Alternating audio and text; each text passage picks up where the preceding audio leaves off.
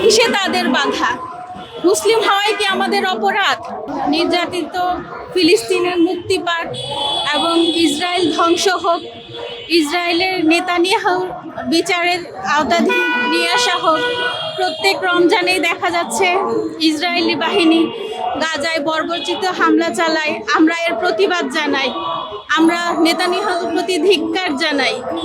এবং কেন তারা এই চুক্তি বন্ধ, যুদ্ধবিরতির চুক্তি ভঙ্গ করে তারা হামলা করলো, আমরা তার কাছে জবাব চাই। বিশ্ববাসী যেন তার বিবেক জাগ্রত করে যে গাজায় প্রতিদিন এত 47,000-এর মতো এখন পর্যন্ত নারী শিশু মারা গিয়েছে। কেন? তাহলে এত পৃথিবীতে এত নারী অধিকার, এত শিশু অধিকার, তাহলে গাজার